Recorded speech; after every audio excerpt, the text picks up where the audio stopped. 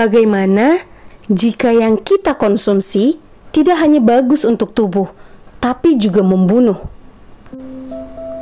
Hai, namaku Eva Butar-Butar, seorang blogger yang peduli dengan isu lingkungan. Menurutku, profesi ini juga bisa dimanfaatkan untuk menyuarakan upaya menyelamatkan bumi yang kita tinggali. Bicara soal kerusakan lingkungan, kita tidak bisa lepas dari sampah plastik.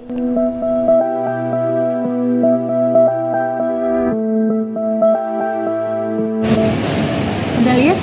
Dalam sekali duduk saja, saya udah memproduksi 2 sampah plastik baru. Sebanyak 8,3 miliar ton plastik telah diproduksi secara global sejak tahun 1950. Dan bila tidak diatasi dengan baik, diperkirakan produksi sampah tahunan global melonjak hingga 3,4 miliar ton pada tahun 2036.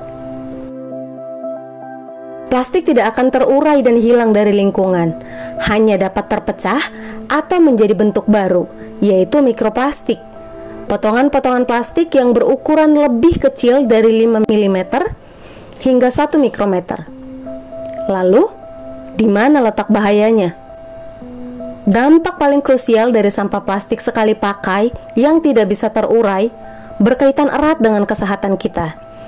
Di antaranya penurunan IQ, penyakit paru-paru, peradangan saluran pernafasan, kanker paru, penurunan metabolisme sel pada hati, gagal ginjal, sindrom ovarium polikistik, peradangan gangguan saraf, peradangan pada lambung, hingga penurunan jumlah dan kualitas sperma pada pria sangat rentan terjadi.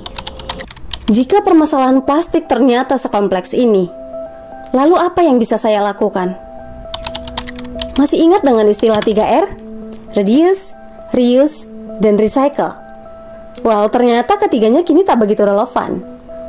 Saatnya sekarang kita beranjak ke 5R. Refuse, reduce, reuse, refill, dan repair. Menolak, mengurangi, menggunakan ulang, mengisi, dan memperbaiki plastik dan produk plastik. Sayangnya, untuk mewujudkan ini, peran seorang blogger saja ternyata tidak cukup. Sebagai seorang blogger, informasi ini sudah sering kusuarakan. Sementara, sebagai seorang individu, ada banyak hal yang bisa aku dan kamu terapkan. Contohnya, yang pertama, menolak menggunakan kantong plastik sekali pakai. Sebagai gantinya, selalu bawa tas belanja yang bisa digunakan berulang kali tiap kali bepergian. Yang kedua, jangan lupa untuk selalu bawa botol minum pribadi kemanapun kamu pergi. Ini bukan hanya bikin kamu lebih hemat, juga bantu bumi jauh lebih sehat.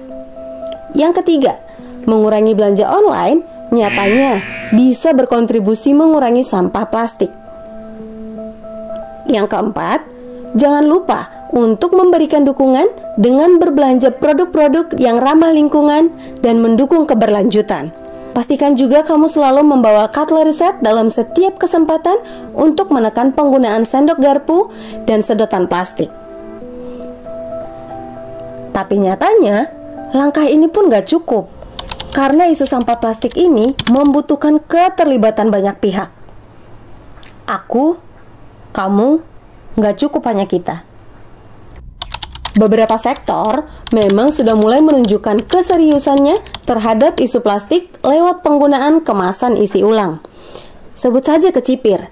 Industri ini bahkan berhasil menekan penggunaan 21.000 plastik sekali pakai dalam 9 bulan pengembangan produk.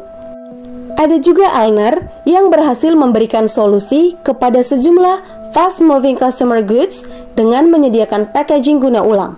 Dengan begitu, pelanggan tak perlu mengeluarkan biaya tambahan untuk membayar kemasan.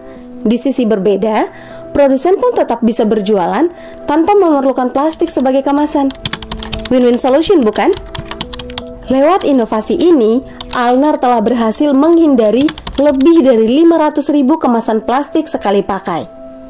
Dari bidang entertain sendiri, tahun lalu, penerapan reuse protokol di konser Iklim Fest berhasil dilakukan dengan menghasilkan 0% sampah residu. Protokol guna ulang pada acara ini berhasil mengurangi potensi timbulan sampah sebesar 24 hingga 47%, menghindari 0,126 kg per orang lewat pemanfaatan reuse hoop dengan melibatkan tim plating, kitchen, storage, washing, dan drop off. Tapi lagi-lagi, ini semua akan sia-sia kalau dari sisi hulu tidak dihalau. Untungnya, permasalahan ini juga jadi perhatian dari berbagai negara di dunia. Sebagai bentuk keseriusan, maka lahirlah Intergovernmental Negotiating Committee atau INC yang dihadirkan untuk mengembangkan instrumen yang mengikat secara hukum mengenai polusi plastik termasuk di lingkungan laut. Komite ini dibentuk dengan ambisi untuk menyelesaikan negosiasi pada akhir tahun 2024 dengan tetap berdasarkan pendekatan komprehensif yang membahas seluruh siklus hidup plastik.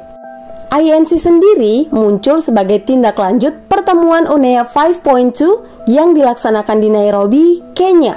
Pertemuan ini akan berlangsung 5 kali di 5 negara yang berbeda dengan harapan akan membawa sebuah keputusan yang terbaik tentang produksi plastik secara global.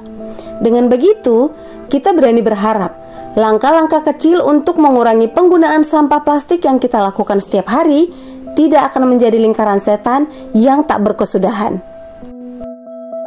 Saya Eva Butar-Butar, ayo bergerak bersama untuk bumi yang jauh lebih baik lagi.